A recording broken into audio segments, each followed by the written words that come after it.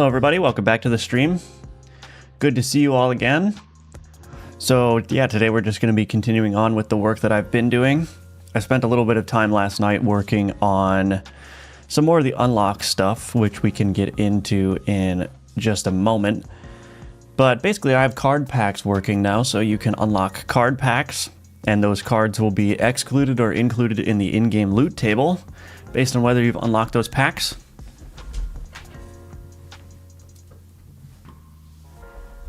And I also have the ability to define, the logic of when the pack gets unlocked and all that kind of good stuff. So there's still a lot of work to do, but I think the next thing that I want to do is I want to implement unlocking of artifacts.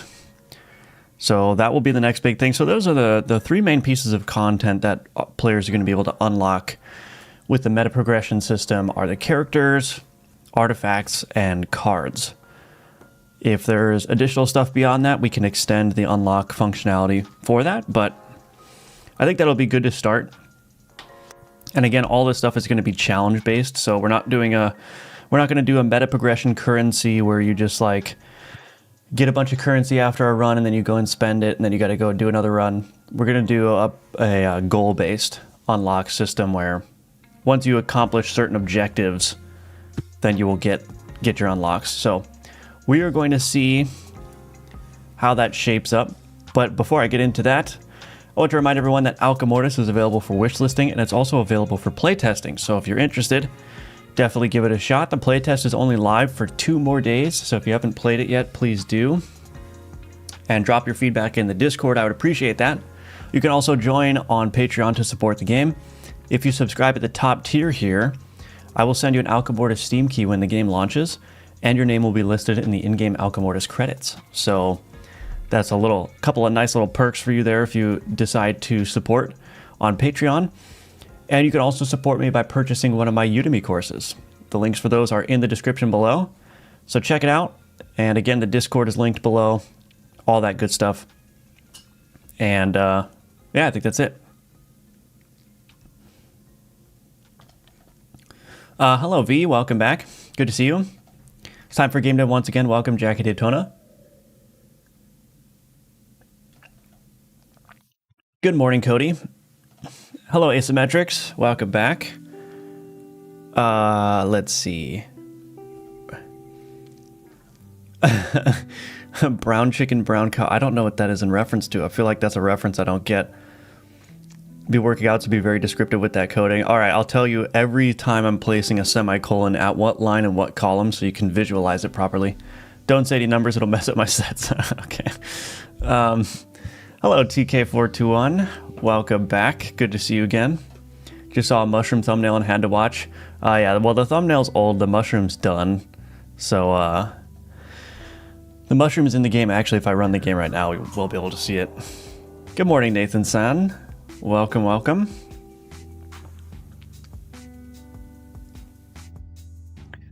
So there's the mushroom. Fungus. I changed the name a little bit. It used to be Fungus Gigantus, but I changed it to Giganticus because that's what I kept saying to myself every time. So it's Fungus Giganticus now. And but yeah, I think it's good. So we got the giant mushroom. That's been done for a while. I just finished it yesterday though by putting the flavor text in place, which I actually need to mark as done. Oh, I still have to do something with this description though, so maybe it's not quite done. Anyway, we're gonna move on to adding a way of unlocking artifacts. So I have this new like card pack resource, which I may have done a little bit on yesterday's stream or one of yesterday's streams. But basically I have the ability to define, if I go to unlock, card pack deep sea. So I have the ability to define card packs, and then I can put all of the card IDs that belong to that card pack. And then what happens in the card registry is this in the right place? No. Unlock registry. So I relate a card ID to a pack resource ID, and I also relate the card ID to the card pack resource directly. So if I need either of these options, and then in my unlocks manager, I can check if a card is unlocked, Then I go to the card pack unlock model, which is part of this model here. So we got unlock model, card pack unlock model, unlocks by ID.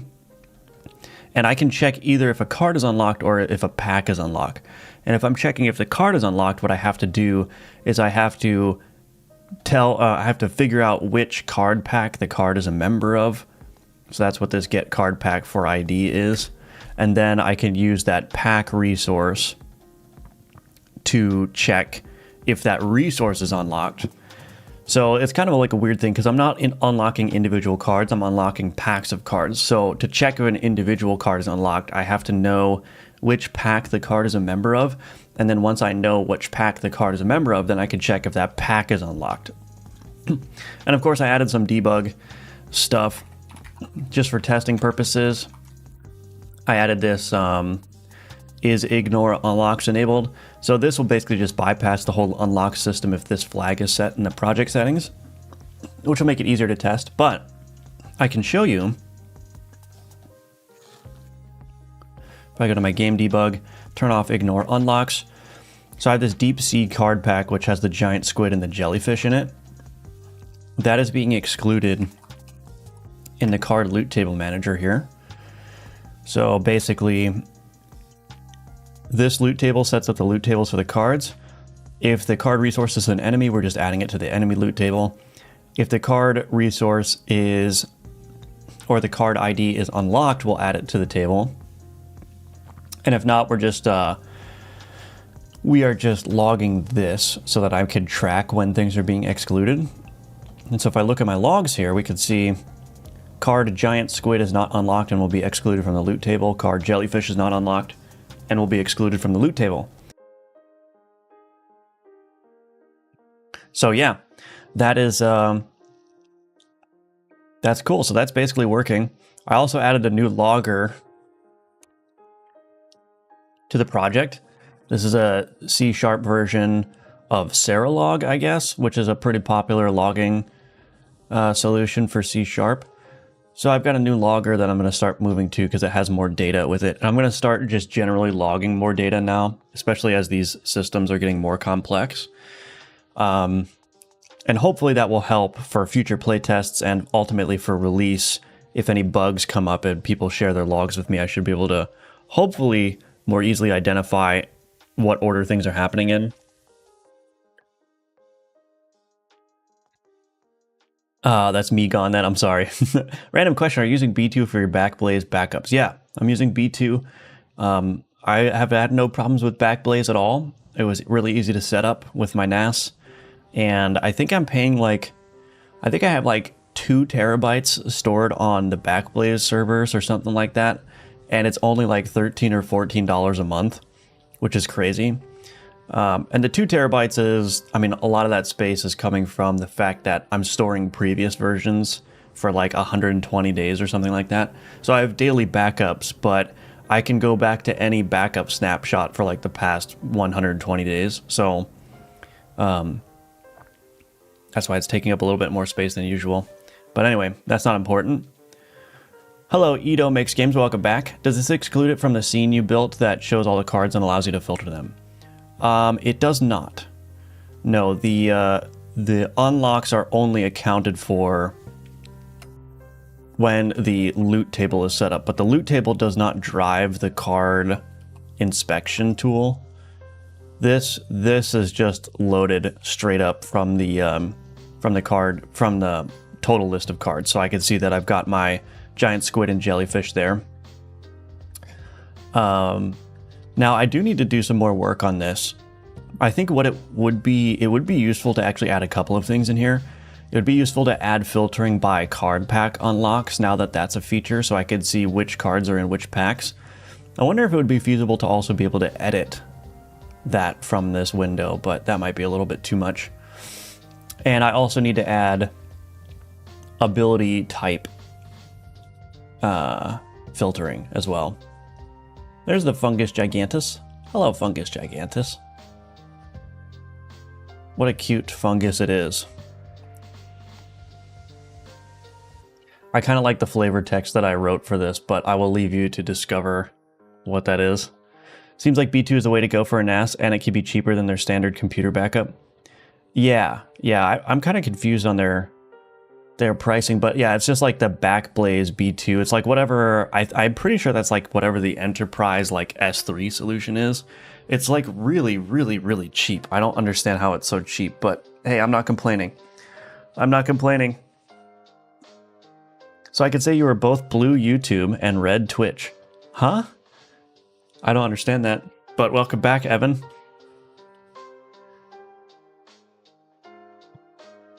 All right, that's enough chatting about all the work that I did. Let's do an artifact unlock now. So let's go to my unlock definition resource. Let's do a new file. We're gonna do artifact unlock definition resource. Namespace game.data.unlock. Global class, public partial class,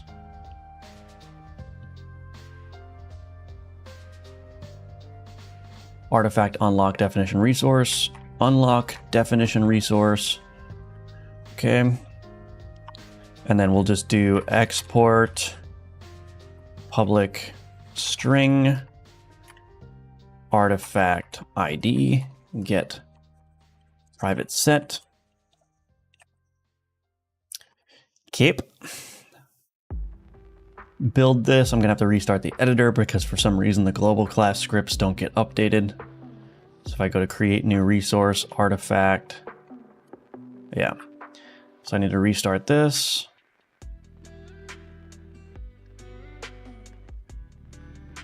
What's your opinion on Ugreen NAS? I've never used it. My NAS is a Synology, and I've had absolutely no problems with the Synology at all. So I can recommend a Synology NAS, but like I said, I don't have any experience with any other NAS devices. So it's possible that there are better options out there, but I like what Synology offers.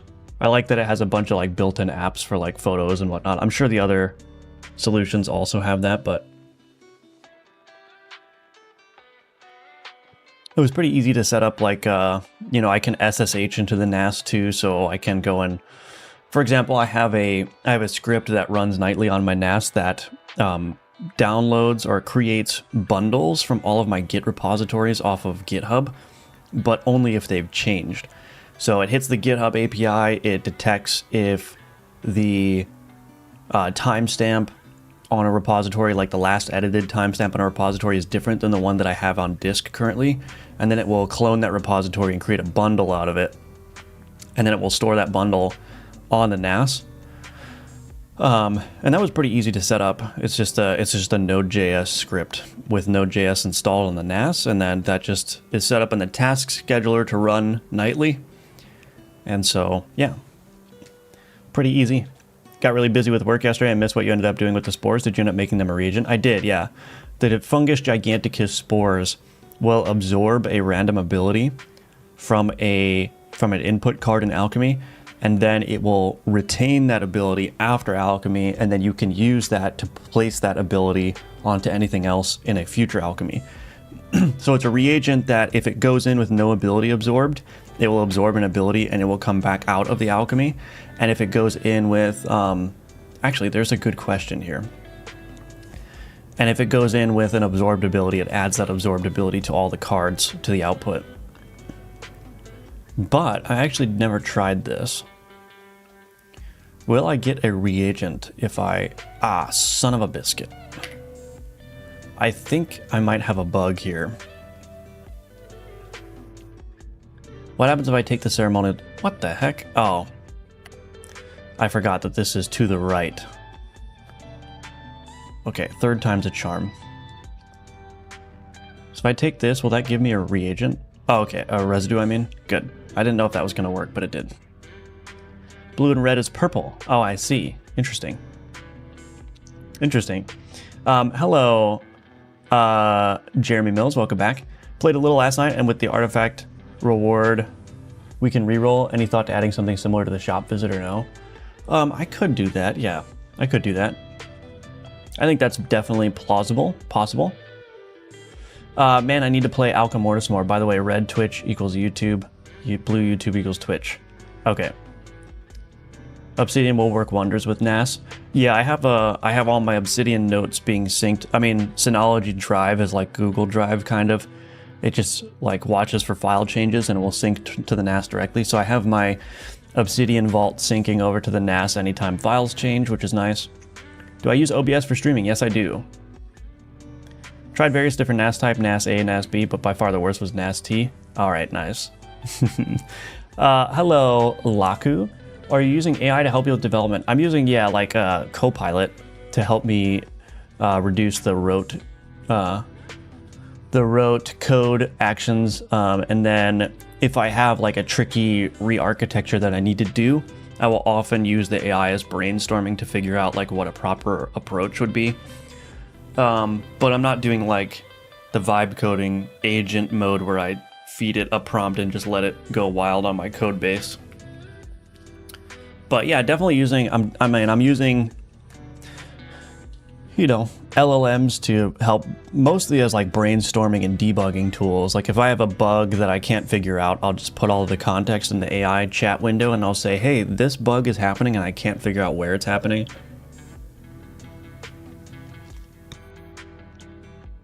So I use it as traction control so I don't spin my wheels too much. Hello, 25th. Do you recommend your course considering how fast Godot has begun to update? Because, like, I am fine reading the docs, but I like to ask because it is astonishing how fast Godot is changing. Yeah, I mean, generally speaking, though, any 4.x version is going to be largely the same. There are some exceptions, but,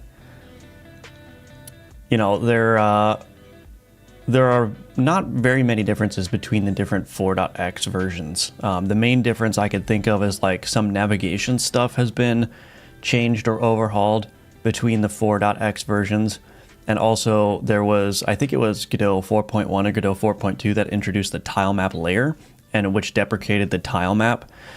But the tile map still works. It's just going to be removed at a future point in time. But generally speaking, it's the same. You know, there might be minor UI or quality of life changes, but yeah, it's generally the same. We all need a bit of Alchemortis in our lives, yeah. I have mine sitting on iCloud so I can edit it on my iPad. Yep, that's a good one. Nasty. Okay, so let's create an artifact unlock here.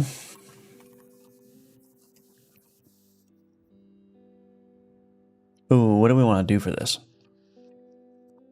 Look at my artifacts here.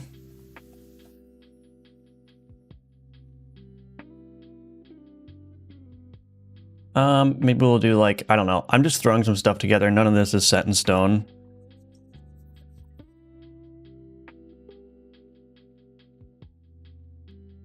Now, I don't know. Do I want to do artifact packs as well? Or do I want to make them individually unlockable? Actually, now I'm wondering, should I be passing string IDs in here or should I actually link to the resource that I wanted to unlock? That's a good question.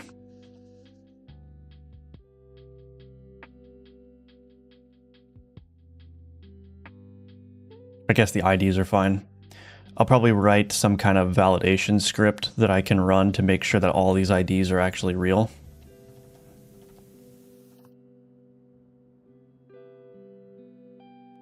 Because the problem here is that if I ever were to rename this, then this string would become out of date. But the plan is not to do that. Like, these file names are serving as identifiers, and especially as I start going to save data about what has been unlocked and whatnot, it's going to be really dangerous to change the names of any of these resources.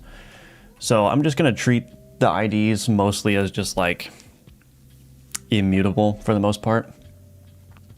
Hello, Ninja Link. Welcome back. Good to see you. Okay, so we've got the artifact manticore stinger. So now I can go to the unlock script and I can do artifact manticore stinger. And we'll just copy this.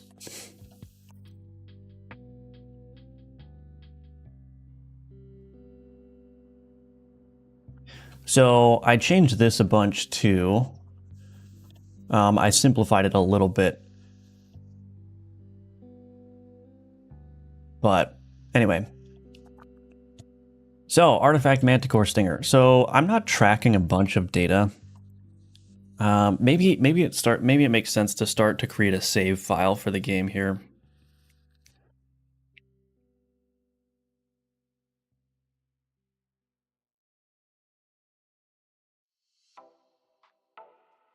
Right now I'm only tracking like damage stuff, so I've got these global statistics here.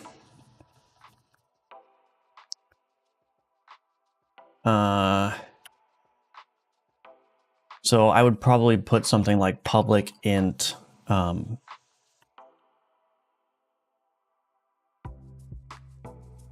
runs 1 equals 0, public int runs lost equals 0. Maybe we might store runs abandoned. Something like that.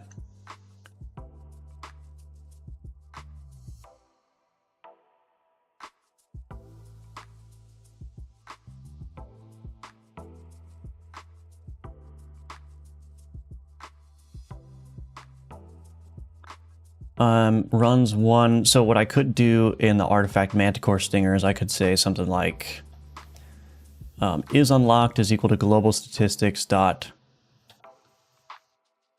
runs 1 greater than 5 or something. Maybe that's not thematically appropriate, but unlock model. So I need an artifact unlock model.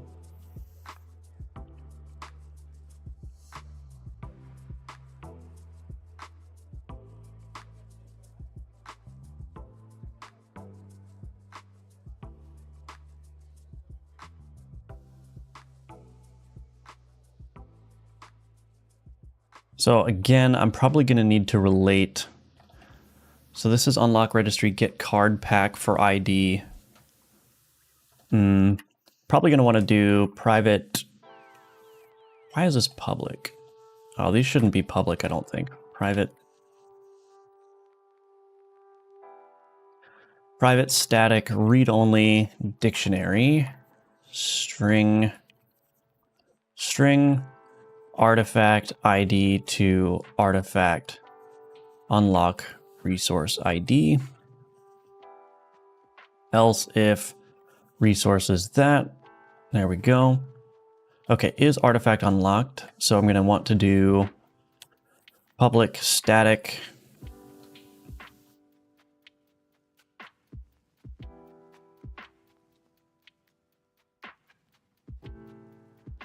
maybe we could just do artifact unlock resource.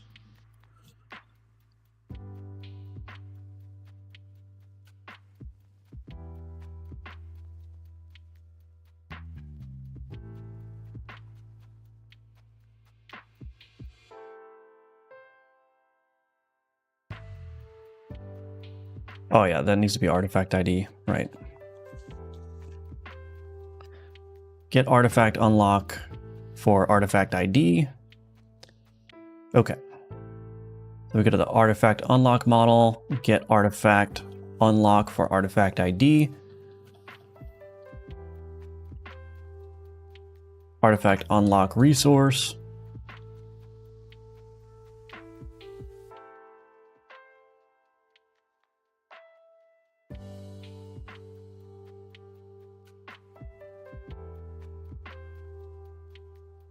Set artifact as unlocked, artifact unlock ID. Okay. So then if I go to my artifact manticore stinger here, I would do artifact model. Oops, I forgot to put that in here. Public artifact unlock model like so.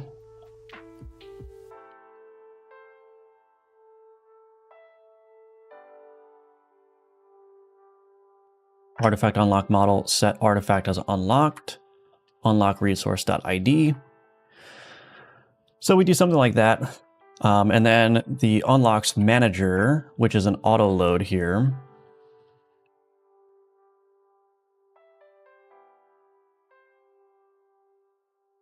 Sorry, I have to do this. Merge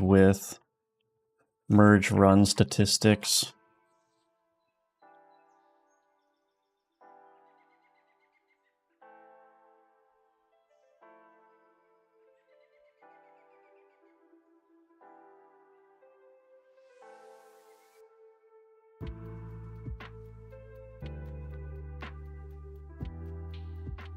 Okay, so anyway, this update unlock state here, what this is doing is this is essentially checking if these are unlocked first.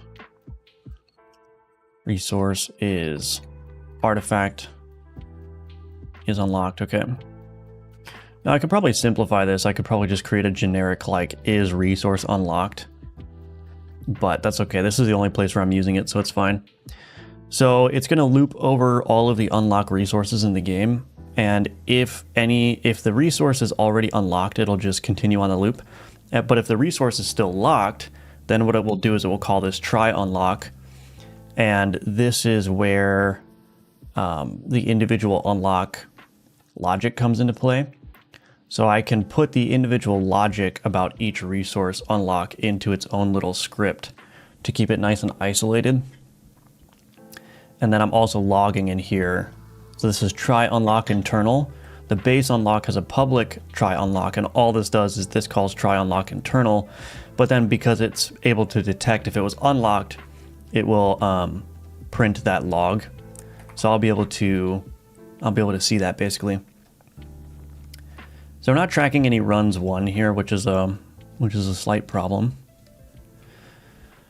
But let's go to the artifact loot table manager now, and we need to do this. So we've got set up loot table. What we're going to need to do is I need to add a static method here. So we've got get card pack for card ID. Actually, is that right? Card loot table manager. Unlocks manager is card unlocked, right? Public static bool is artifact unlocked. String artifact ID. If R unlocks ignored, return true. Instance unlock model artifact model is artifact unlocked. That will get the artifact unlock a resource for artifact ID. Maybe I'll just call this resource. And if it's null, if this artifact is not associated with any artifact resource, we just return true by default. Otherwise, we're going to check the dictionary and see if that is unlocked. So that's good. Now in my artifact loot table manager, what I'll do is I will say if not unlocks manager dot is artifact unlocked artifact ID. What we will do is we will do data initializer dot log dot information.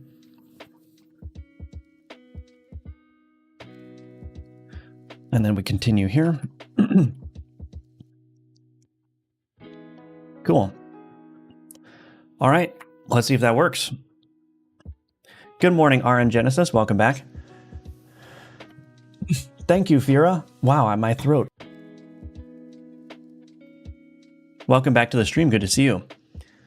You won one run? One. He won one. Oh my gosh, that's a tongue twister. Yeah. I'm going to try to say that. Not even going to try. All right, let's check the logs here. Artifact Manticore Stinger is not unlocked, skipping adding it to the loot table. There we go. So you can see that I've already got some card unlocks here. I should do the same for the character select as well. Just add this log in here. So data initializer dot log dot information. Character is not unlocked, skipping adding it to character select. So now what you'll see is that if I go into here and I start applying some poison, what we should see in the log here is we will see eventually that, yeah, unlocked character priestess there. So that works. Obviously, these numbers are not real numbers because I don't really know what the requirements are going to be to unlock various things. And the unlock system, the meta progression system here is going to be a little bit hard to do until I have more content in the game. But I think it's good to set up this system now.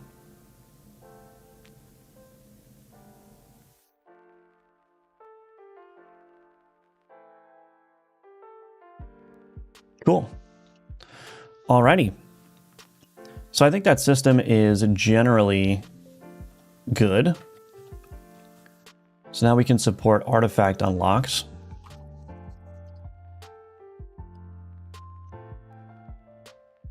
So it's really simple. I mean, the core flow is pretty easy. Just don't add things to the loot table that are not unlocked. That's basically it. I played your game quite a bit last night. Felt pretty good. The gun builds are pretty sick. Oh, you played Gunforged last night? If you don't mind my asking, what do you do when you were doing software? Does that mean you work on this full time now? What did you do when you were doing software? I was one of the few engineers at a startup, so I was responsible for basically doing everything. So I did front end React, I did back end Node.js, I did Terraform to set up different cloud infrastructure for what we needed. A lot of the times I was setting up queues and stuff, but I was also handling writing migrations, data migrations. We were maintaining a Postgres database and a Firebase database at the same time. So sometimes I'd have to write Firebase migrations, sometimes I'd have to write database migrations. Of course, I was responsible for deploying the code as well. So yeah, I basically just did everything.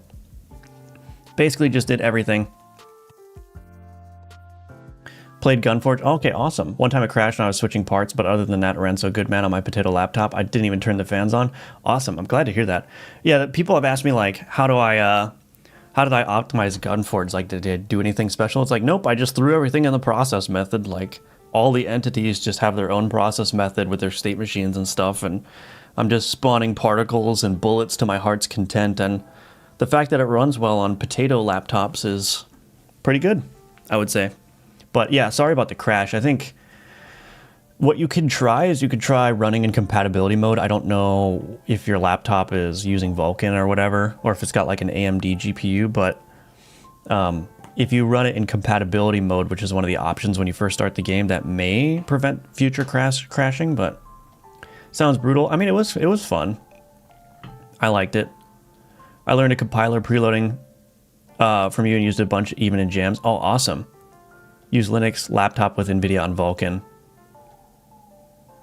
I can't see that guy's message. Probably because the person's on Twitch. So I have the combined chat here on my end, and I'm just individually highlighting them. But yeah, Fira is on Twitch. Yeah. Hello. I still don't know how to say your name. I'm pretty sure that's Korean though. But welcome back. Always good to see you.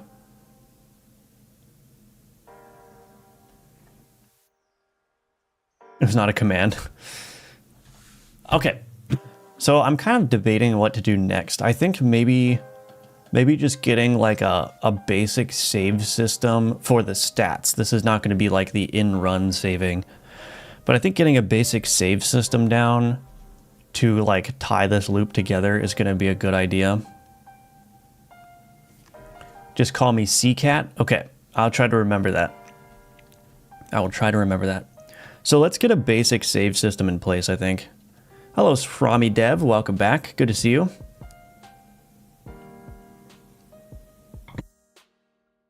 All right. So how do I want to approach this? So there's a couple of things. Let's see. This is kind of like unnecessary. I've got unlock artifacts done. That's done. That's done. That's done. This is basically done. I haven't actually done any serializing yet, but we're going to do that. This UX, I'm going to get rid of this. That can be a separate card. So we're just going to say the framework is done. And let's go ahead and add set up UI UX for viewing card unlocks.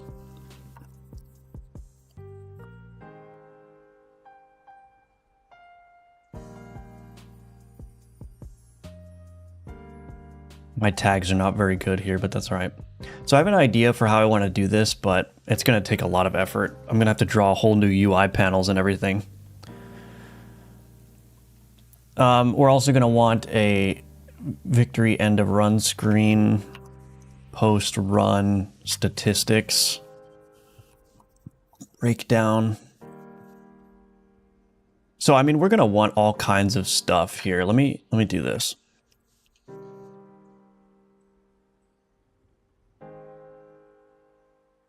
So we're going to do collect more run statistics. We want to know stuff like cards acquired. We want to know stuff like which card did the most damage. That might be a little bit hard, actually. Total blood gained, total blood spent, total residue gained, total residue spent. Let's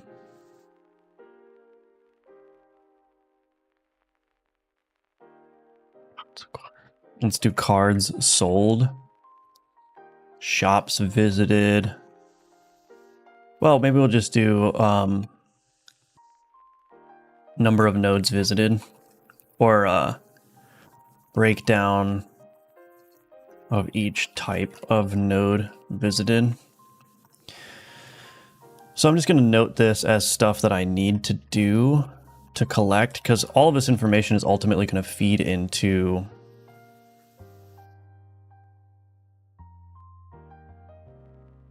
all this stuff is ultimately going to feed into the unlock system. So just note the different things that I want to track in here.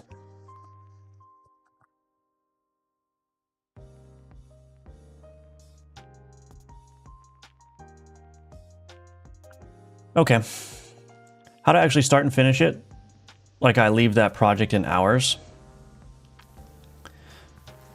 You just gotta have some discipline.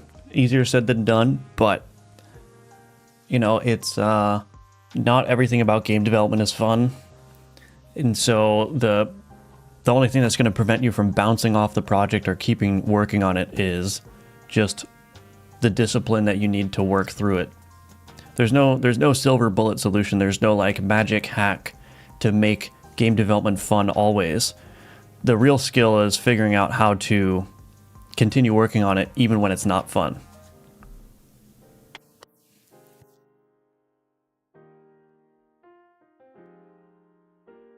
Yeah, just grind. But you know, it's a balance, right? Like if you're not having fun working on your game, there could be a couple of reasons for that. One, you're just working on a system that's just not very fun at all, like controller support. But if your game needs controller support, then you just have to do something that's not fun, right? But if you're finding that your game is not fun to work on generally, then that may be an indicator that there's something wrong with your game design, that the systems aren't really working well together, that it's not actually creating an engaging experience. Could be because the art is bad and the VFX are bad and there's no sound effects. Like that makes a huge difference in the appeal of a game, even for the developer as well. So, you know, you could, if you're not having fun with it, I think it's useful to take a step back and ask why it's not fun. Are you not having fun just because you don't enjoy the process? Are you not having fun because your game is like fundamentally not working? Are you not having fun because you're working on a feature that needs to be done, but it's just not that fun to build? I don't want to do keybind rebinding. Yeah, exactly. Like that kind of stuff is basically necessary for a game release, but it's not fun to do at all. And it sucks. And you have to fight with every fiber of your being not to procrastinate on that.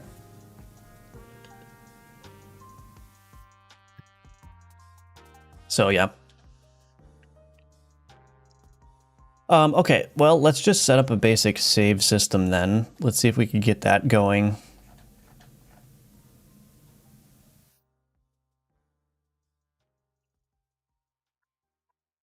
Set up basic save system. So what do we want to do? We want to save game after run end, either via resurrection or quit to menu. We need to write to file, read from file, JSONize everything, merge run statistics with global statistics prior to save. So this, again, it's just not going to include the mid-run saving. This is mostly just saving the permanent stuff, like the global statistics.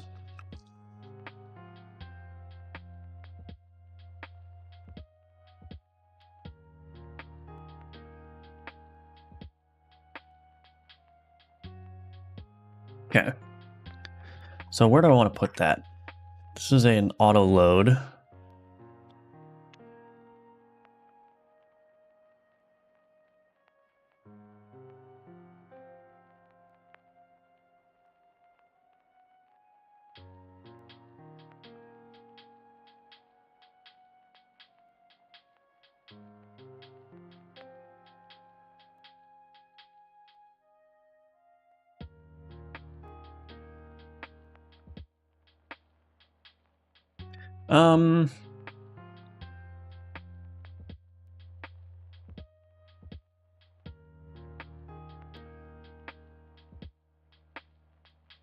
Just trying to think of how I want to approach this.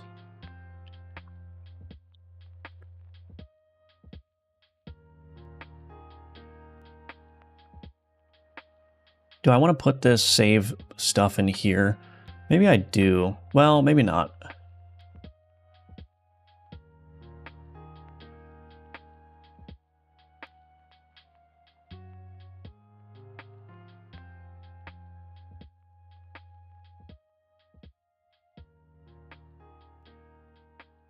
Okay, I think I know what I want to do, but I'm going to take just a quick 3-minute break right now, and then when I come back, we will start setting this up. The goal is just to get the save data persisted to disk and then loading from disk, and then to fix also this unlocks manager. Right now, every time a stat changes, it's calling this merge run statistics, which is actually creating a problem. It's not tracking the numbers properly, but once I remove this so that it's not merging the run statistics every time, the run statistics basically just need to be collected during the run. And then when the run is over, then those need to be merged into the bigger, whatever, the bigger or the more permanent save file. So anyway, I'll be right back in just 3 minutes and we'll get that done.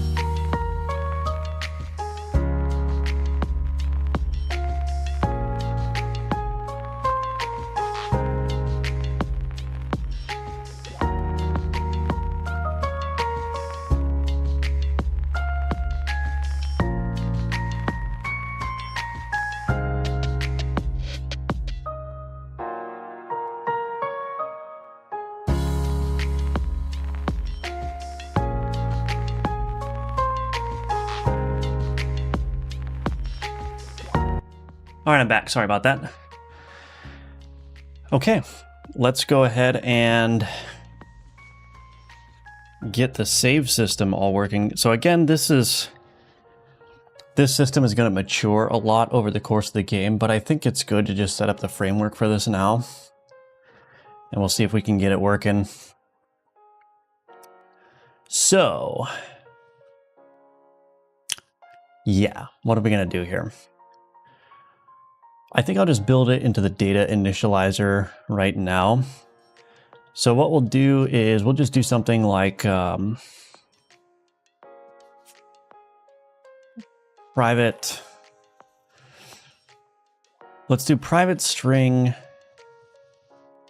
save path. We'll do os.isDebugBuild. We will do res.logs.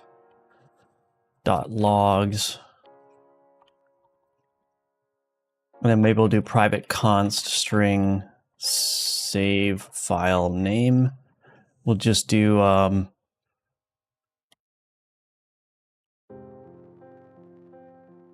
don't know, alcamortis.save or something like that. We'll just save it as JSON for now. Eventually, I probably will just add like some encryption onto it. Not that the encryption is going to be secure, but it's just an obfuscation measure. Obfuscation? Is that a word? Obfuscate measure so that people don't go and break their save files. There's a big debate about this online a lot of times, like, don't encrypt your save file as a developer, just let players tinker with it. But it's like, yeah, but you're not the one that has to deal with all the support requests from people who went in and broke their game because they messed with the save data, right?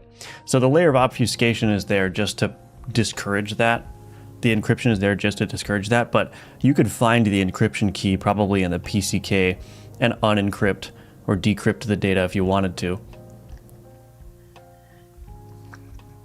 That's actually the case for Gunforge. There's an encryption password, but I'm sure you can find it. It's actually kind of an Easter egg, so maybe that's a challenge for anyone interested. You can go to Gunforge and see if you can find the encryption password. Game just crashed again. I think it was when I moved runes around. Must have been runes last time too. Interesting. Interesting. Well, you can you could send me the logs for Gunforge if you want. Maybe I can, if it's an easy fix, maybe I can push an update. Okay, so we're going to save it in res logs, save file name, otherwise user save file name. So we've got the save path here.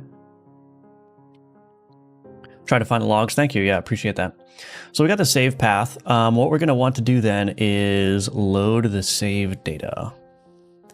I don't know exactly where to do that, but we should probably set up like a, oops, that's wrong. We should probably set up like a save model or something. So let's go to game data. Let's create a new folder, save, and we'll do a new file, save model, something like this. Namespace game.data.save. Public class, save model. So we are going to want a version. So let's do public int version get set. I recommend doing this always. Put a version in your save model for your game, because then when it inevitably comes up that you need to make a change to the game that will also change the save model, you'll be able to write migrations for it. So you'll be able to detect that, you know, the save version is new, and there are some steps you need to take to transition over into the new format. If you don't have the version number, or you don't have a version number in your save, then you don't know what you need to migrate and what you don't need to migrate. So save model version, and then we're gonna do, let's see, global statistics. Maybe we'll just do public. We'll just do this for now, global statistics, get private set equals new. And we're also going to need to store the unlock data.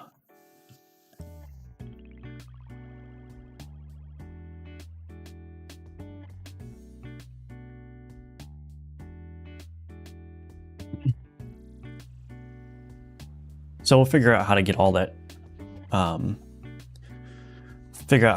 data in there, but let's just do unlock model, get private set equals new. Okay, so data initializer, what we'll do is we'll do private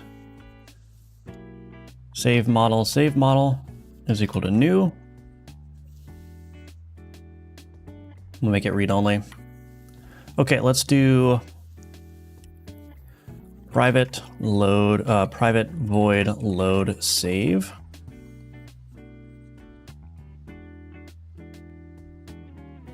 If, oops, not file access. Is this Godot's thing? Yeah. File exists, save path. We will do this. Log.information, no save file found, starting with new save, return. Otherwise, what we will do is we will do using var file is equal to file access.open, save path, read. So now we're going to need to do some JSON convert. File.get as text. So let's do var JSON equals file.get as text. And then we're going to do JSON convert dot deserialize.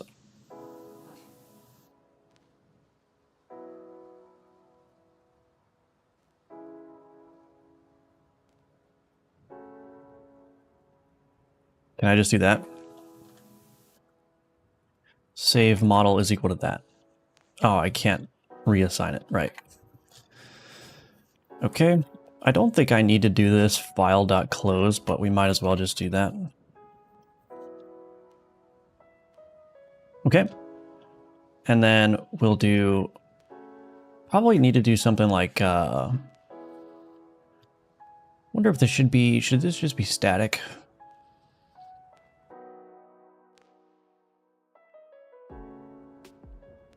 Maybe we'll make this static. Save model. Private static void load save.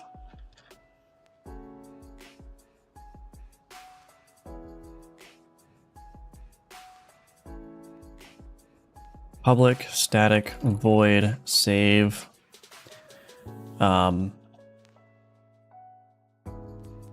Yeah, var JSON serialize object formatting.indented. So os.is debug build. We'll do formatting.indented, otherwise formatting none.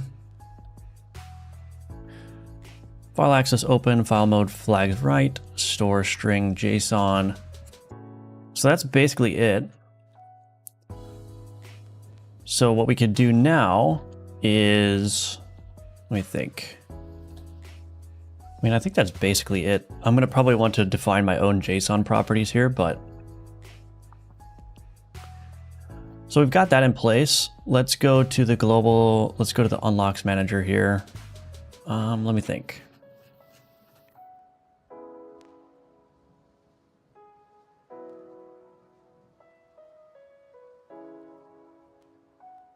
Run statistics manager. We don't want to merge this every time.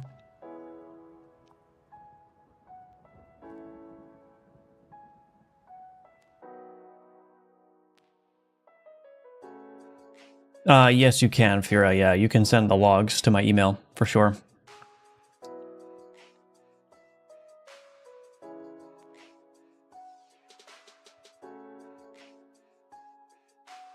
So basically, let me look at my resurrection container.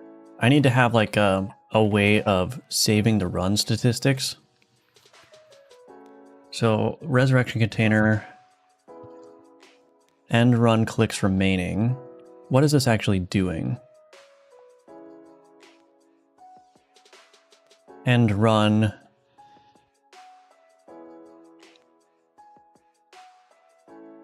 Yeah, so we don't actually want to do this, I don't think.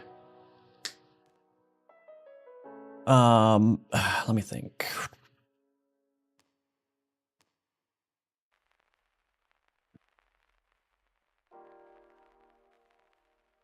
Probably we'll want to do this instead. ScreenRect.visible equals true.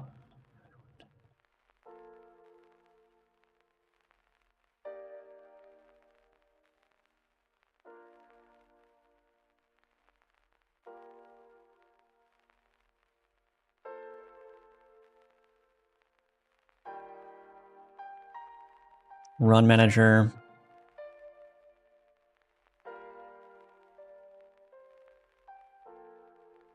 That's layer 21. I may actually just end up moving this out. All right, so that's one place. And then when I have the quit to menu as well,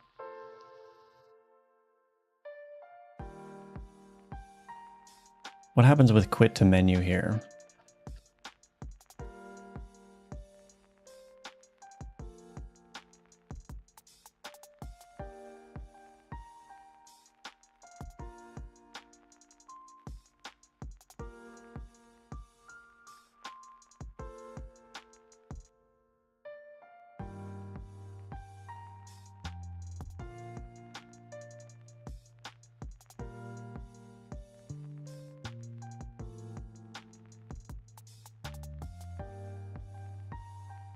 So I think what I want to do is let's do game events. Let's do a signal in here.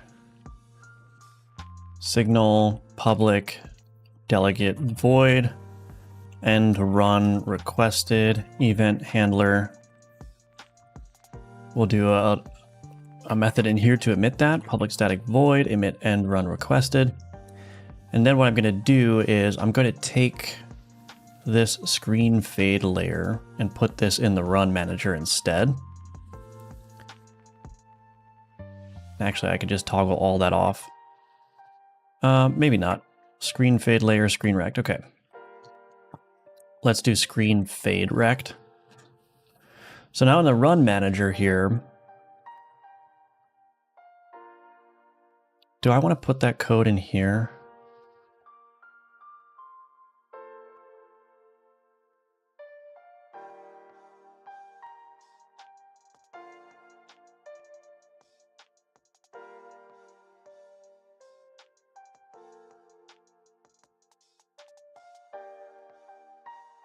Might just create yet another manager for this.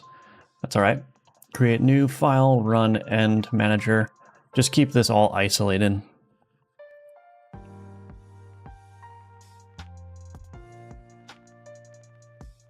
Oops, this is just game.manager. I'm gonna make this a global class. Public partial class run end manager. Manager node. Oh, this doesn't need to be a global class. Actually, I need to make this its own scene. So that's all right. Public override void ready. Game events connect end run requested on end run requested. So in here, this is where we're going to manage all of the saving and transition back. So basically what this is going to do is this is going to take, we're going to get rid of this. This is going to become game events.emit end run requested from here. And I'm going to have to do the same thing in the pause menu, but that's all right. So we're just going to put this here. We're going to want to get a reference to that screen rect. So private screen rect, and we're going to do scene here using Godot utilities. Then we'll put init in here. Okay, get main, change to main menu. So this is where we're going to do all the saving. Ultimately, the post-run summary will have to be shown as well, but we'll worry about that later. Let's just get the saving working. So there's our run end manager. Let's create a new scene. And create new scene. Run end manager. Okay, so I'm going to take this screen fade layer out and put this here. Now we can attach the script. Load that. So that's all set up now. And I can go to my run manager, Run end manager. Just put this up here. Okay, so this will just be responsible for handling the run end now.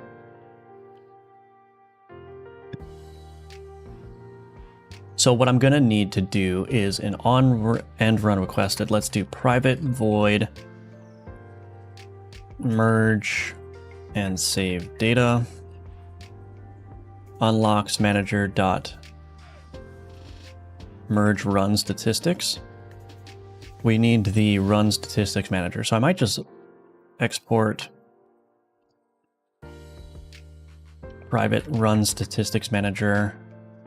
Run statistics manager.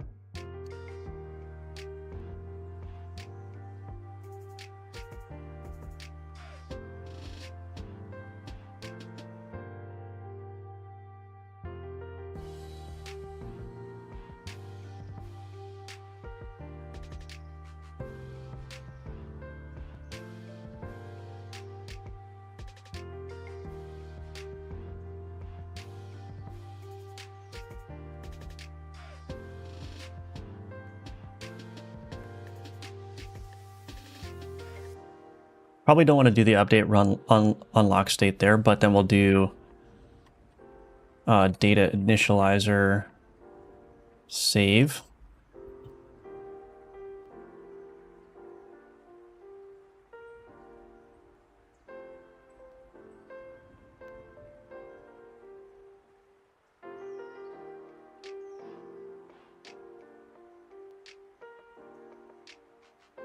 Okay, that should work. And I also probably want to do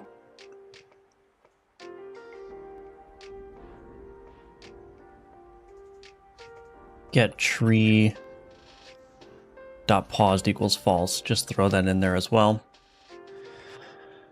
And then in my pause menu here, on quit to menu pressed, we are going to do game events dot emit run end requested. Okay. Hopefully that works. Hello, Wooius. Welcome back. Good to see you.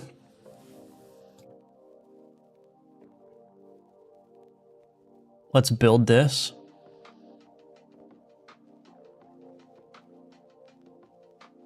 Let's put the run statistics manager up here with this, just for fun.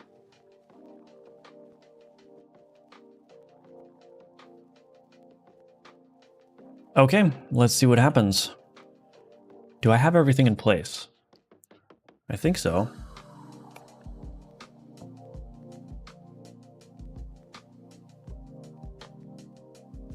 Okay. No save file found, starting with new save. Could not match member screen rect to any node. That's cute. Oh, screen fade rect.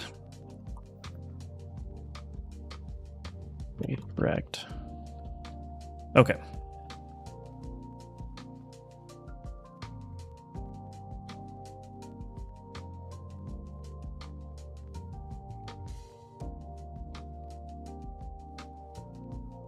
Cool. So let's go ahead. Oh, I should also do, let me just do this real quick.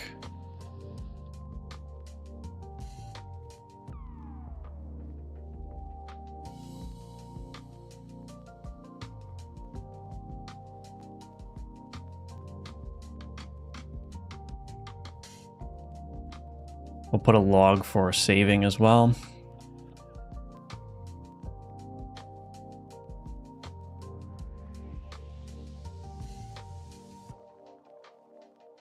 All right, so I'm just going to go in here. I'm going to put my ceremonial dagger in. We will auto-resolve that. I shouldn't see... Oh, I do see unlocked character priestess. Why am I seeing that?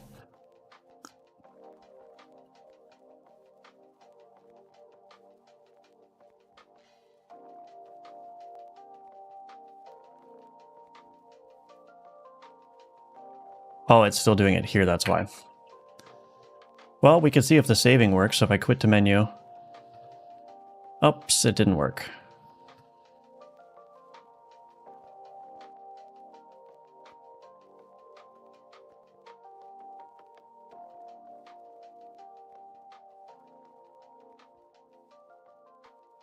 Oh, you know what? I think this run end manager is being affected by the pause state. So I think what I need to do is process always. But we did get the game saved. We put a log in there as well. Data initializer, load save. Log.information save loaded from there. So if I go here now, I should be able to see, yeah, I've got my Alcamortis JSON. There's my save data. Now that didn't actually work. It didn't actually merge the save data. So we're gonna have to see why that happened, but we'll just remove that for now.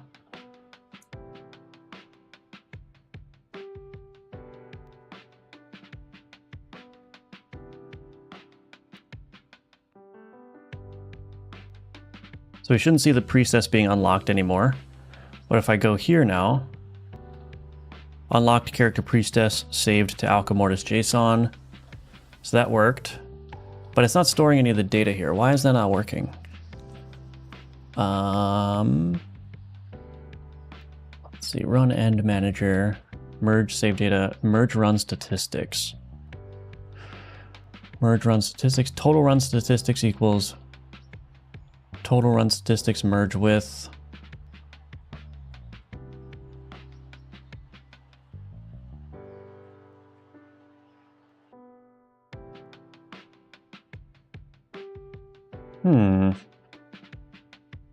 Might need to do some extra stuff here.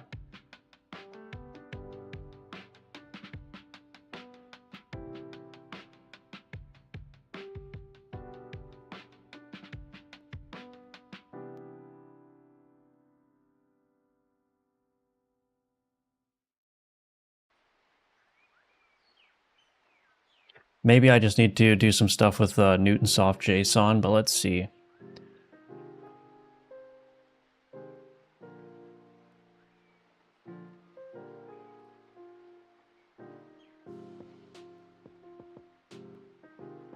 Let's put a breakpoint there.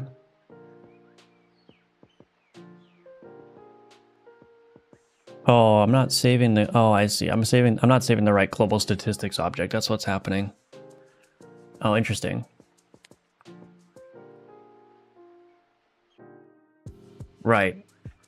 I'm saving this save model. This save model is not using that proper global statistics or the unlock model either.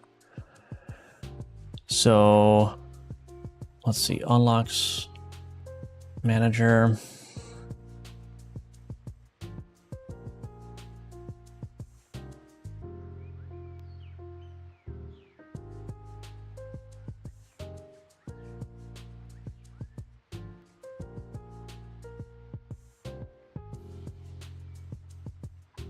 I mean, I can do like, I could do something like this.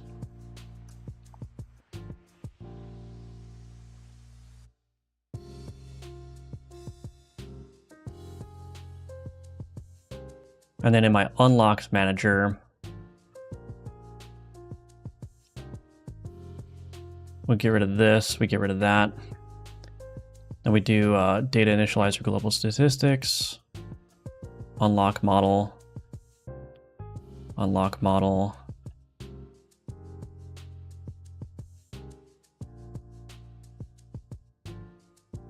Something like that.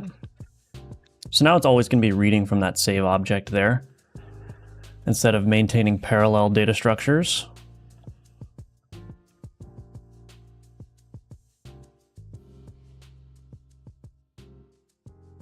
Okay, so now if I do this, go here,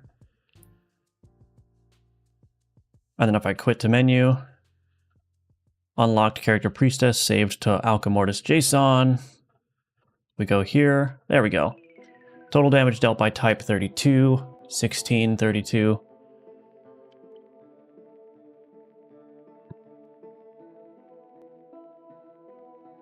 Total damage dealt by type.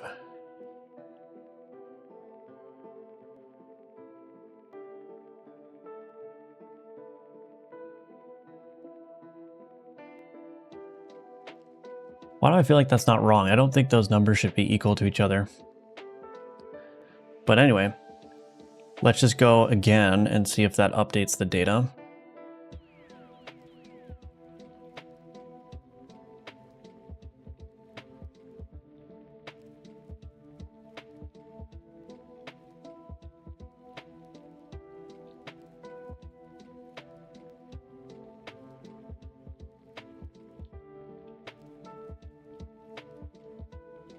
Yeah. Yeah, it updated. I don't know if these numbers are correct though, but I also can see that I've unlocked the character priestess there. So yeah, that works. That works. And now if I close the game and reopen it, I should see that my priestess is remaining unlocked now because there's that save file. Oops, I need to quit to menu. Go to start, no. And we have the priestess unlocked. So the data is now persisting, which is great. I'm probably going to want to provide my own JSON properties for all these things, but yeah, that should work. I don't know why this total status stacks applied by type. Why is that? I guess I'm gonna have to investigate this.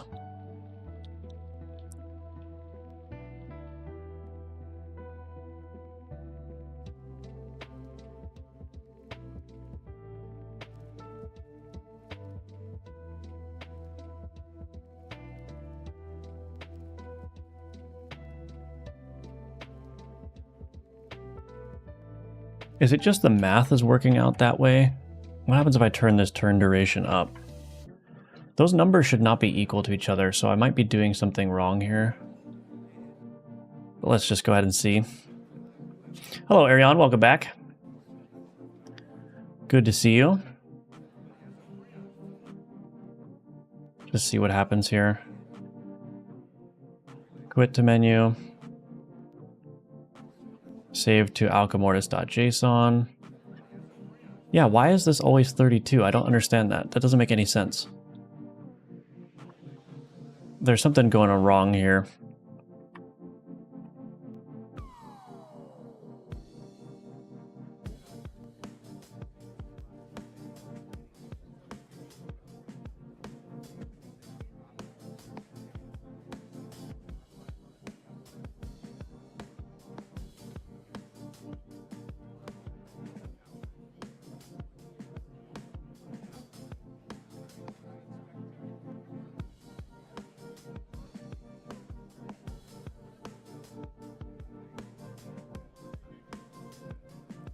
Is that just how the poison works?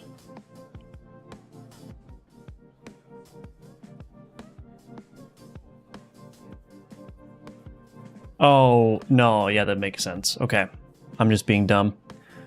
The ceremonial dagger only applies 1 stack of poison, so if it applies 32 stacks of poison, it's just going to do 32 damage. Okay. I was thinking it was applying a higher amount of poison than it was.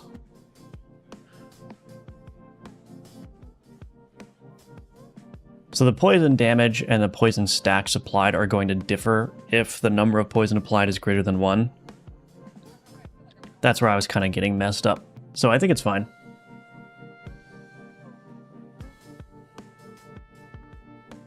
All right, well, we have basic save in place. There's going to need to be a lot more to do. I mean, I think it would be a good idea to also save X number of previous versions of the save just in case it gets corrupted for whatever reason. I think that would probably be a good idea. But yeah, I think that's basically good to go.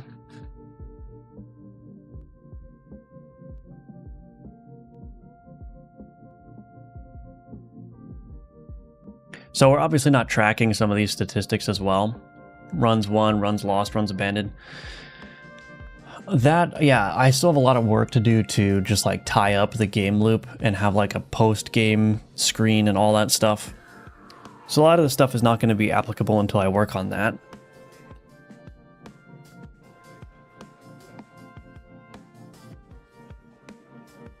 But we've got that done. We're writing to the file, we're reading from the file. JSONize everything, I still need to do that. Merge run statistics, that's done. Cool. All right.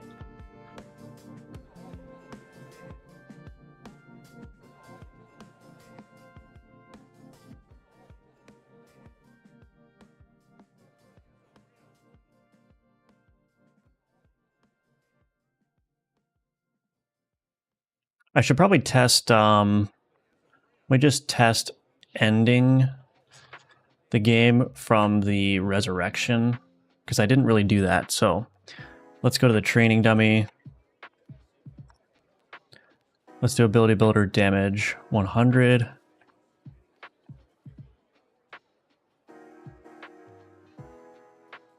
So I just want to make sure that if I end the run there, that it will save data as well.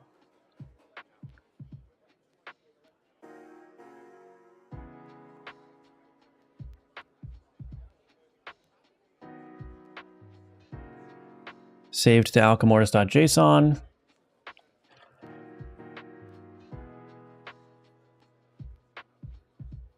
There we go. Total damage received by type physical 100. Look at that.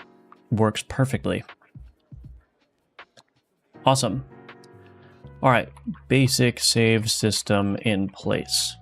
So that's going to have to be built out, obviously, but the flow is there. So as long as I continue just tracking those statistics and adding more to the tracking, that should just get added to the save very naturally. So that's great. Now, the other thing to do too is to handle the situation where the player closes the game outright. So as it stands, if I were to just close the game, it wouldn't save anything. I think I can handle that though for the mid-run saving. So I think what I would do is just handle the window close action and save the run progress in whatever state it's currently in, and then persist that to the disk so you can continue your run. So yeah, I think that's that's going to be a whole different pile of work to do. But anyway, I think that's good enough for now. I want to just add JSON properties to everything, but I'm not going to do that just yet.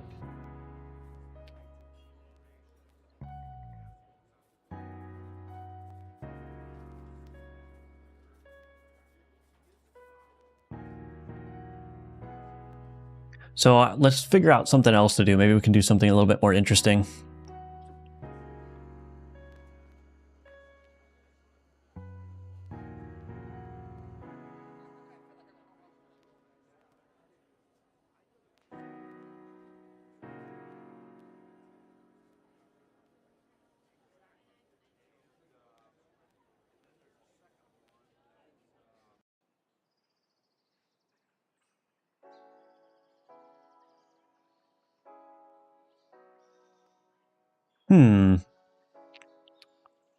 Well, what do you guys want to do? I mean, I've got a bunch of stuff on my to-do list. I think one thing is could figure out how to make fire a little bit more interesting. So that was one piece of feedback, that the fire status doesn't really differentiate itself. I think I should probably also want to nerf shield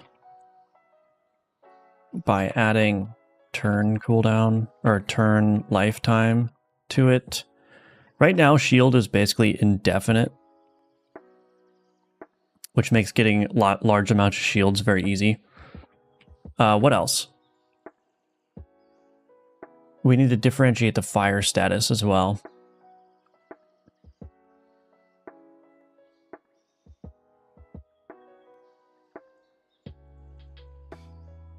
I lost it. Where was it? Oh, here we go. So that might be an interesting one. We can also do a new card or a new artifact or whatever. We can do some content. So let me know in the chat what you want to see. I'm sorry I have to take another quick break, but I'll be right back and we will continue on.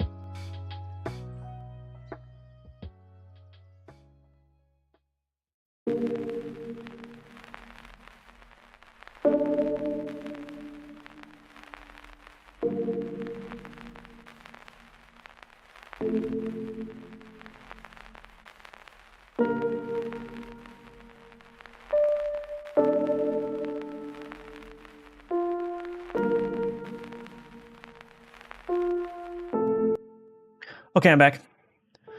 Hello, Bubblegum Lord. Welcome, welcome.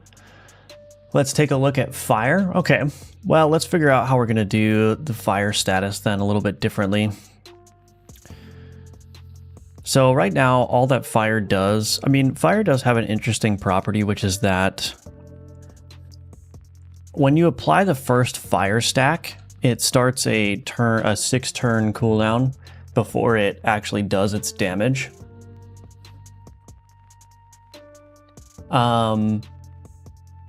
But the interesting thing is that if you add a new stacks to the fire...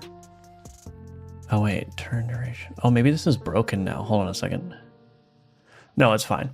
So as you add new fire to existing fire stacks, it still will all detonate, or it will still all apply the damage on that 6th turn. So if I apply fire on turn 1 and then I apply fire on turn 3, the turn 3 fire will be applied at the exact same time in terms of damage as the turn 1 fire. So this was at least it was intended to be a kind of like delayed burst mechanic where if you can stack up a bunch of fire quickly, it would just do a massive amount of damage on that 6th turn from when the first stack was applied. I don't know how terribly useful that is though. And it doesn't really differentiate itself very well from the other types of damage. So we just need to come up with something that makes fire a little bit more interesting. Some people are suggesting that fire could apply a debuff to the enemy board.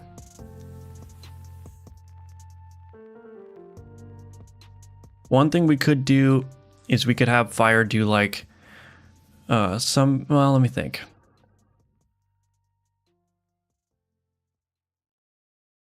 The other idea that I had was make it like an inverse dot, an inverse damage over time. So if it's still damage over time, but instead of decaying over time, it increases over time, like it's, you know, spreading.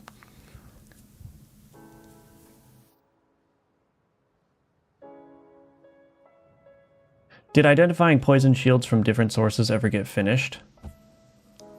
I don't know what you're referring to, Nathan. You talk about the combat log?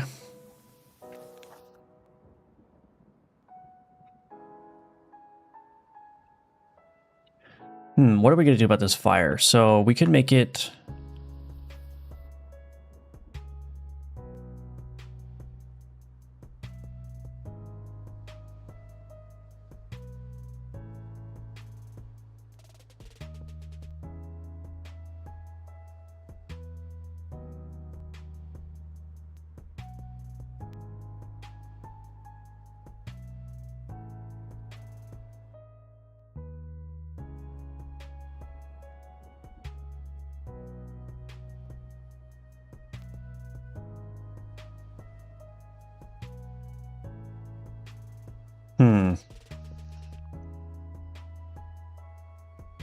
Like calculating where the damage source of poison comes from.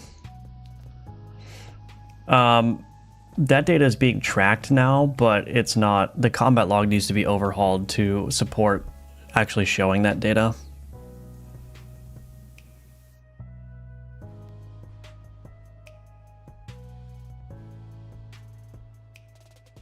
Can't think of how to describe it, sorry, that's okay. Yeah, the combat log is, I have all the data now. I think I need to support more complex combat log, but I just need to go in and rework it. Would be interesting to have it deal 1 per turn until it hits their health, where it loses half of its current stacks instead of going away completely. Yeah, I thought about doing like 1 per turn, but the problem is when you get into the later combats where the enemies have like 700 health, if the fire is restricted to dealing just like 1 damage per turn, that would be not so good.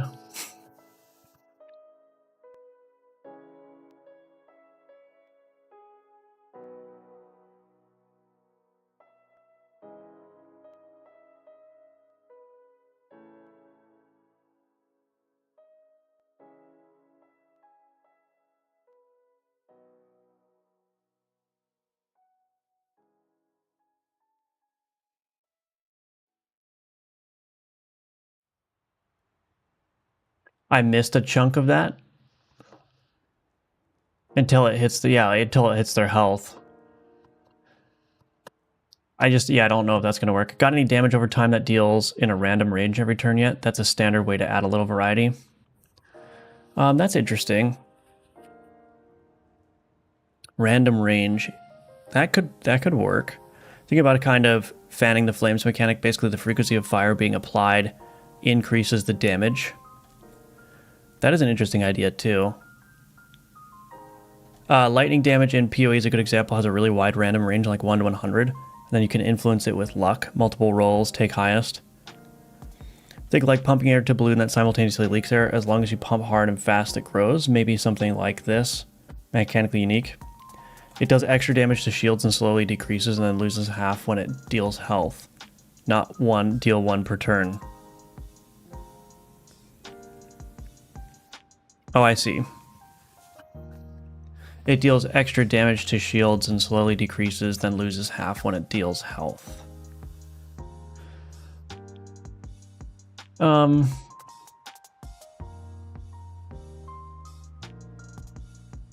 mean, honestly, that sounds... well, maybe not.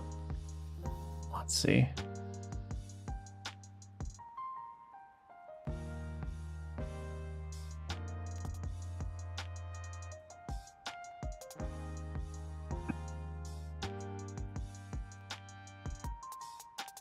So it's like an anti-shield status.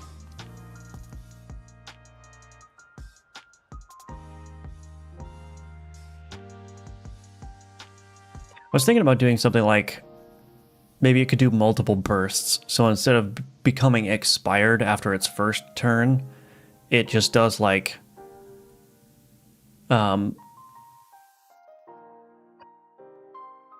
many bursts, like 2 or 3 bursts over time.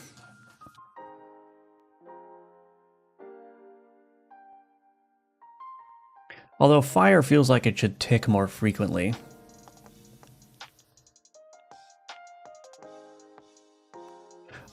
Working off of what Wooey has suggested, I could do something like it does 10% of the fire stacks that you've applied, like every turn or every other turn or whatever.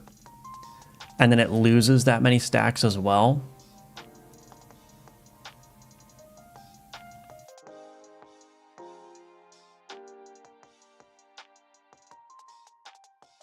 So if you have a lot of stacks, it's going to do a lot of damage, but also its decay rate will slow down as the stacks deplete.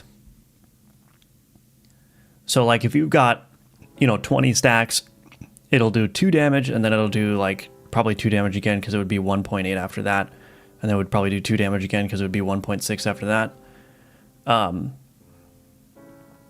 But as it dwindles down, it like lingers longer because it's decaying slower. Something like that might be interesting. Multiple bursts is basically what poison is. Yeah, that's true.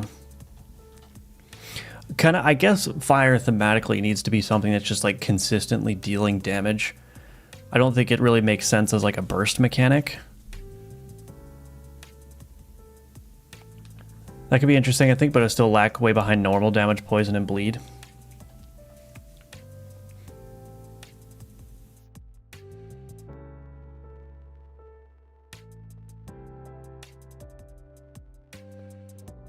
Here's a crazy idea. What if I just made fire permanent? What if it doesn't decay at all? So it's just, and we could turn it so that instead of doing damage every turn, it maybe it deals damage every 5 turns or whatever, so it's slowed down a little bit.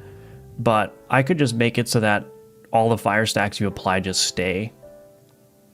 That might be a little bit much, but that would definitely differentiate it, right? Because it wouldn't decay over time. The more cards the enemy has, the more damage it does, since fire has more stuff to fuel it. That's an interesting idea too, yeah.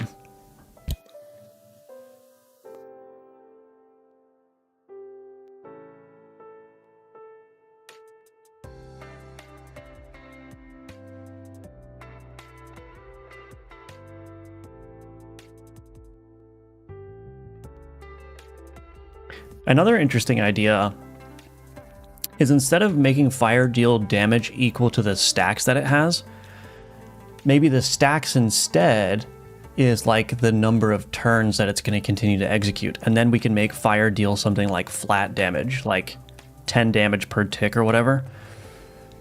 So let's say you apply 20 fire stacks. What that's essentially saying is that the fire is going to last for 20 turns, but every time it ticks, however often it ticks, it does a flat 10 damage. And then what we can do is we can have artifacts and whatnot that increase that flat damage in some way.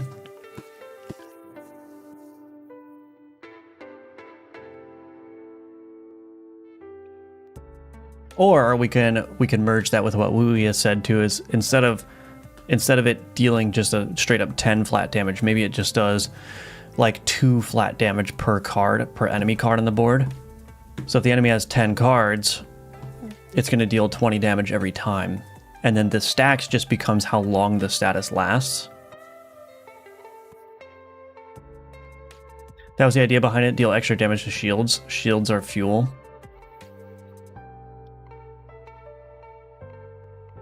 I'm just trying to think of characteristics fire to give it personality. I also thought of spreading it, but since the board and not the cards burn, I didn't find a way to formulate the mechanic. Yeah. That is a tricky part about this game for sure.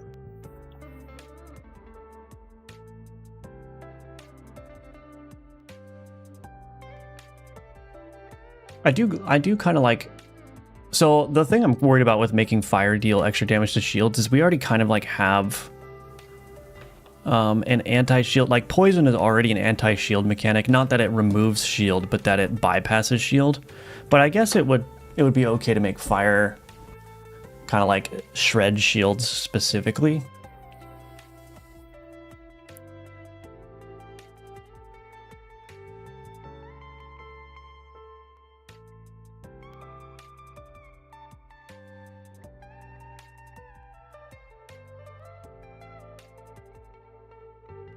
Make fire be like amplifier for poison and bleed. It catalyzes effects. I don't know if I want to do that. I don't know if I want to have natural interactions between the different status components or the different statuses. I want them each to be strong on their own without requiring anything else. In terms of like having status interactions, that's stuff that I can introduce with like artifact or something. So if I wanted to make it so that like fire and poison together does like an extra effect, I would probably introduce that as an artifact that you'd have to get. But at base, I think all of the effects should basically be standalone and should be strong just by themselves. You can combine fire with bleed and physical damage to make them more effective. It would make for a good combo too. Fire would kill the shield to allow normal damage, and bleed deal full damage.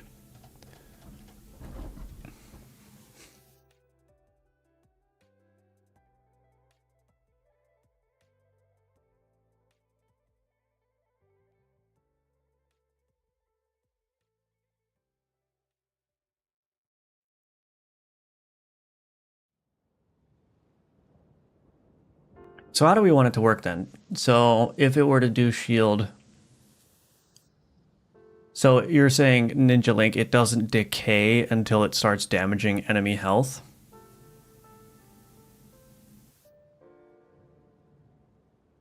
See, that's the thing. I don't know how to handle the decay of fire because I don't want to make it too similar to poison generally.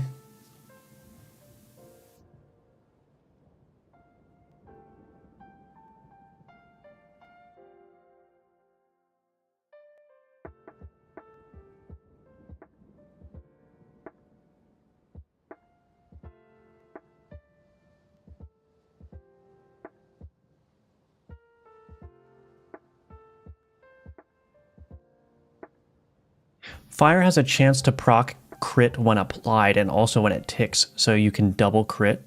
Interesting. Maybe it grows until it deals damage to health. That could work. Or something simpler is just like, if fire damages shield, it just like, it doesn't decay.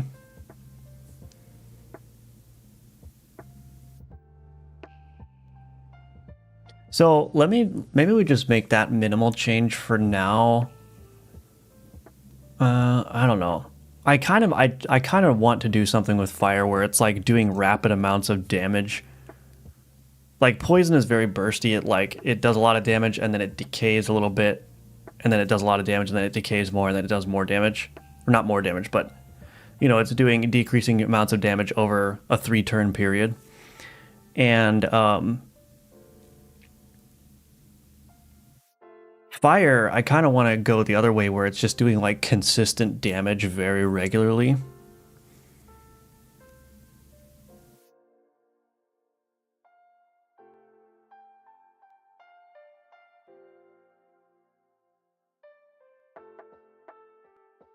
Maybe a chance to propagate on shield damage. Yeah, so that could be, okay, so maybe we do something like either the fire doesn't decay or it grows when it damages shield. And then otherwise, it can deal just regular damage over time.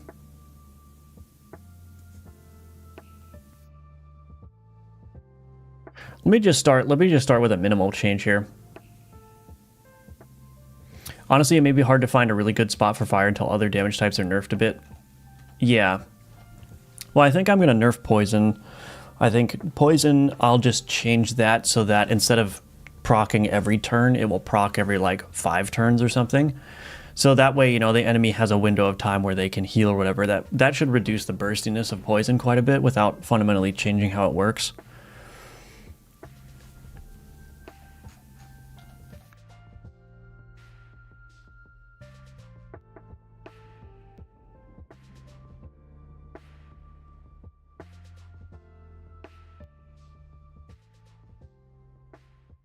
I was playing Mutagenics last night, and they had a fire ability that also blinds, was very useful.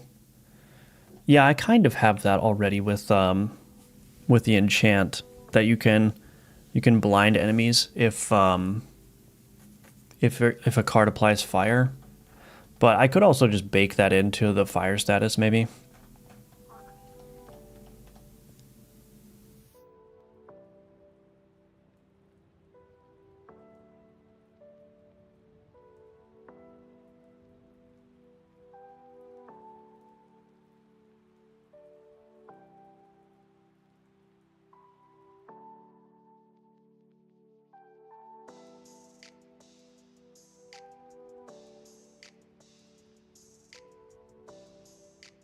Or maybe igniting has an effect on you and spreads your board as you proc it.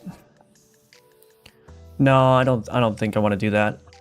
There are definitely situations where you can apply fire to yourself, but I don't want to bake that into the status itself.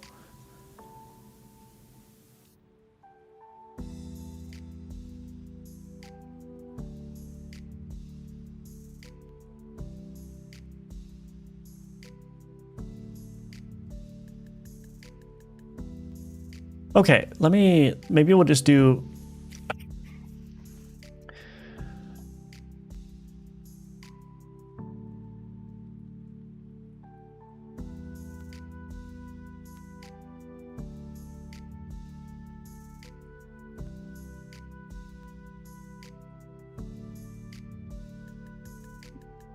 let's do this.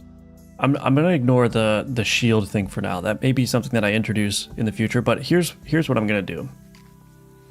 We will make the fire deal a consistent amount of damage for a certain amount of turns before it just fizzles out. So instead of it decaying over time, it will just do consistent damage. So it'll kind of be different from the poison in that way.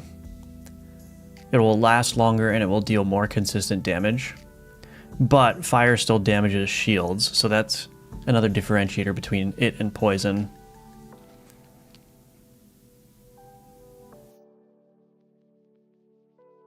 Alright, well let me just... I don't think I'm going to be able to figure this out by just thinking about it, so let's just make something work and then we'll analyze how that works. So I'm going to turn the turn duration up.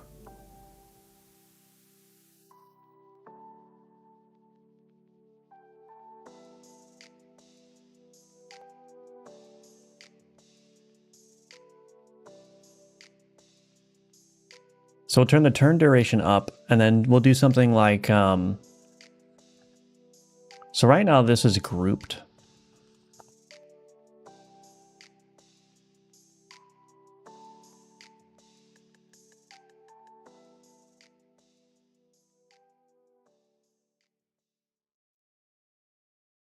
Let's get rid of this.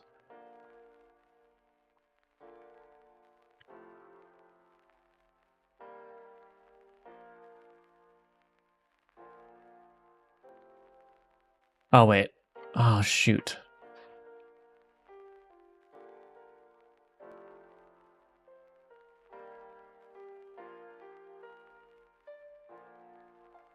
I was thinking about doing something like every 5 turns it will deal damage equal to the stacks, but the problem is I still have a bunch of stacks, which are like offset, right? So if I apply one at turn 1 and apply one at turn 3, on the 5th turn, it should deal damage equal to the total stacks, but then a couple of turns after that, some of the stacks are going to fall off. So I need to know, I guess what I would just do is I would take the first stack entry. Okay, maybe we could do this. Var min turns remaining is equal to stack entries dot min x dot turns remaining. If min turns remaining mod, let's do private const int turn interval.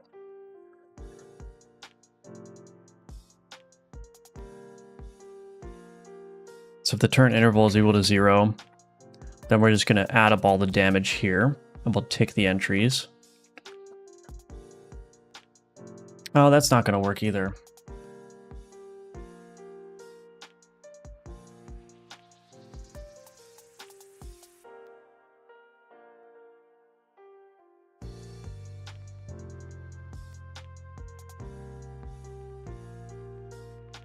I probably need to actually do this. Private int turns executed. We'll do this. We're going to do turns executed plus plus.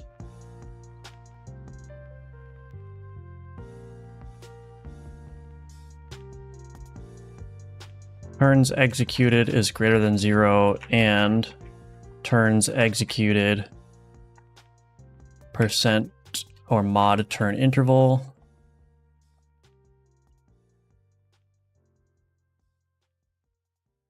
So if we're not on the first turn and our turn interval is divisible by 5, then we will execute all the fire here.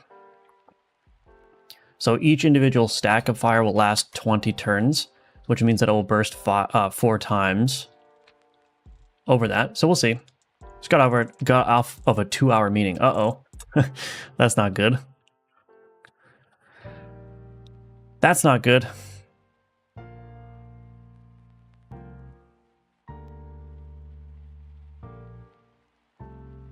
Okay, let's just see what that does. I don't know if that's gonna be enough.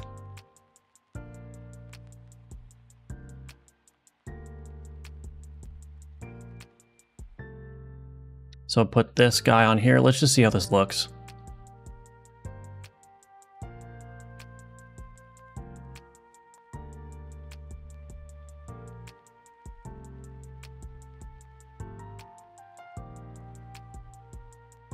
That's not working. Why is that not lasting? Why is that not lasting 20 turns? Oh, because I'm clearing the stack entries here. Oops. I don't want to do that.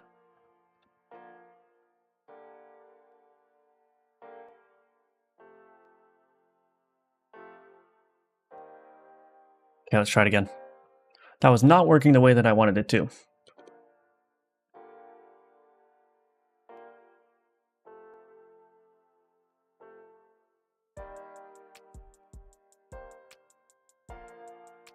This should deal, it should retain the 6 stacks, so it's still got 6 stacks there. And this should, so this fire is building up, but now it should start decaying a little bit.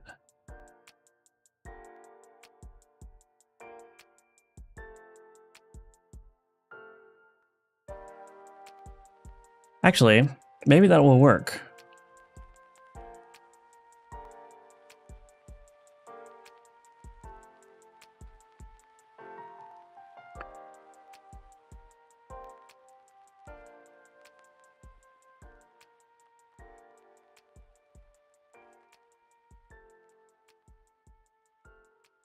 Maybe something like this will work.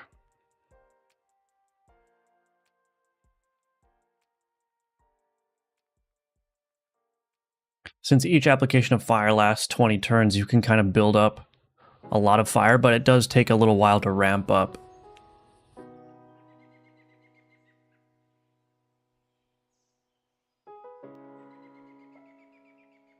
Let's try it in like a real game. Let's see. So I don't know if that's going to work. If I keep it like this, I'm definitely going to have to nerf fire applied across the game, but let's just see what happens.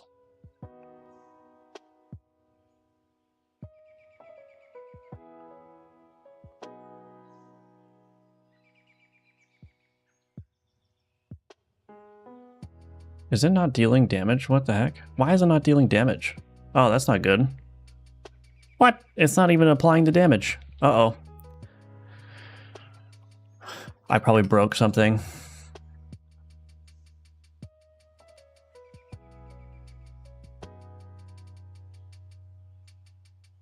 Oh, did I just literally forget to add the damage type fire here? Oops. Let's try it again. I think I literally just forgot to actually apply the fire damage when I was reworking some of that stuff. Okay, we're gonna actually try it this time.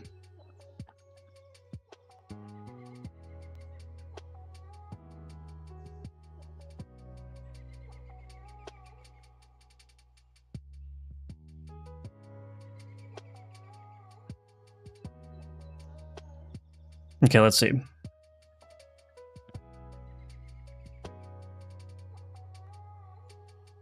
Okay, now it's working. But now you can see that I'm able to build up some fire over time. Okay. I mean, how do you feel about that? How does everyone feel about that? So I'm open to adding more complex behavior to it, like shield or whatever, but does this differentiate itself enough from poison in that it doesn't... It just like, it lasts 20 turns and then whatever stack was applied, that stack value gets removed after 20 turns, but this makes it so that you can build up a high amount of fire damage and that ticks every 5 turns. How are we feeling about that? Is that good or not? It might be too strong the way that it is currently, but like I said, I can go through and reduce the numbers. Let's try it with the Phoenix here. I love the art for the mushroom. Thank you, Diane. I appreciate that. Thank you, thank you.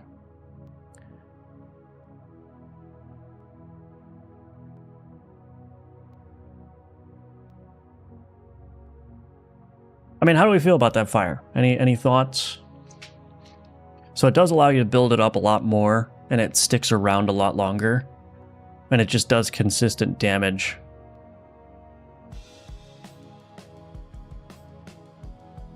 Every 5 turns, or whatever.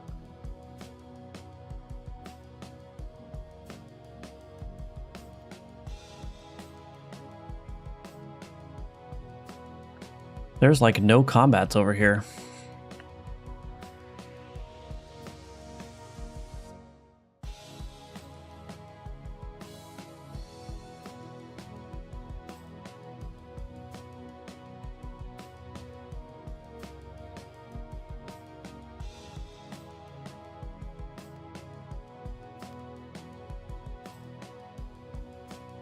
So it becomes like a ramping up kind of burst damage. Oh, that's not working. Why my character's no longer flipping.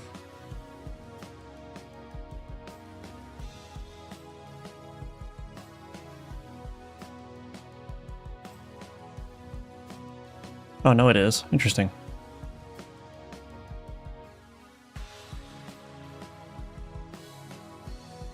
So it's probably too strong as it exists right now, but I kind of like the ramping burst damage. I don't know. No one has any thoughts on it?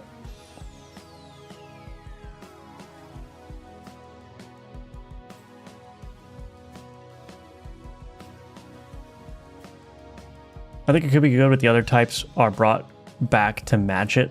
Yeah. I'm going to do something similar for the poison. So right now, one of the reasons why poison is so strong is just because it ticks every turn. So it's like within 3 turns, you do like a massive amount of damage. So I think just reducing that. Also, I think it's a little bit too easy to get like massive amounts of poison applications. So I think this one needs to be brought down a little bit. And then like I want to, generally with the game, I want to use like low numbers. Like I would love it to be the case that, you know, low doesn't necessarily mean not bursty, but I would love it to be the case where if you can get to like 50 fire stacks, you're like, oh my gosh, that's amazing. Right now people are hitting like 800 poison and it's like, okay, that's probably too much. That's probably a little bit out of hand.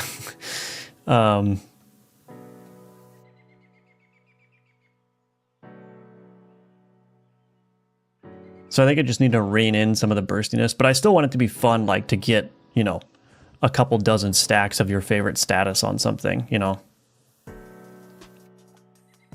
I got 2.3k poison applied one time. Oh my gosh.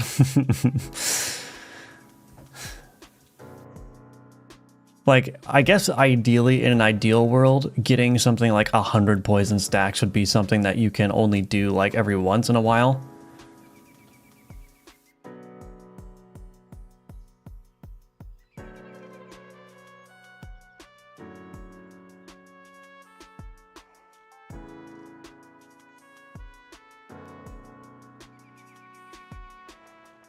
There's so much poison support in the game that it just makes it very appealing as well. Yeah, that's another problem. I just need to make more card variety, I think, in terms of the abilities and whatnot.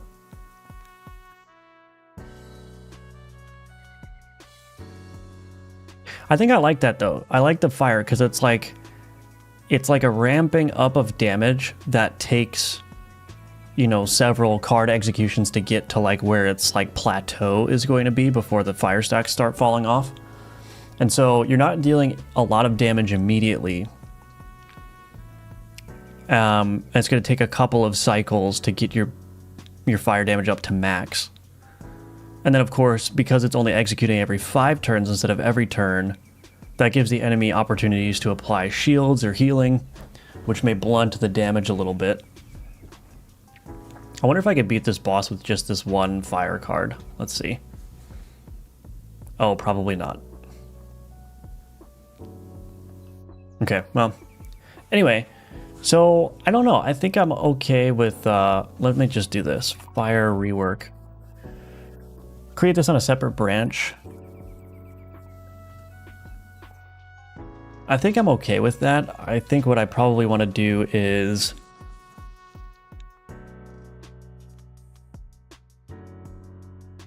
probably just go through and nerf fire across the game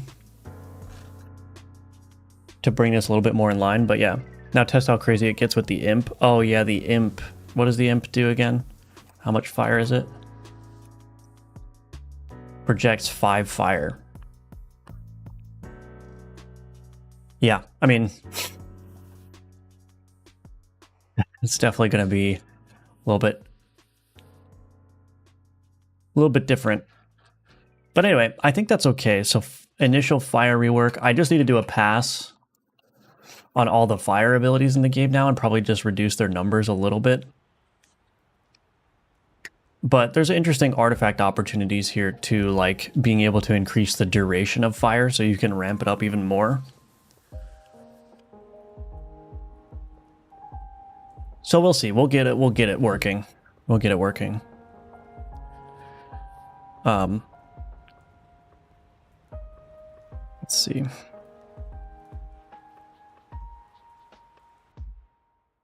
Sorry, 1 second.